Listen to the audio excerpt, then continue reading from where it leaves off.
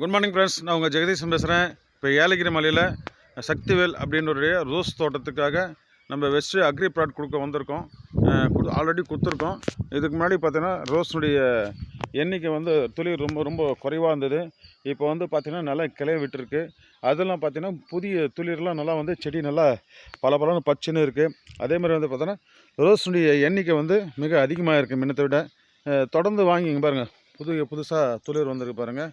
ரொம்ப எக்ஸலண்ட்டான ஒரு கிளையில எத்தனை வந்திருக்கு பாருங்கள். அது மாதிரி அற்புதமான ரிசல்ட்டை தரக்கூடிய விஷயம்.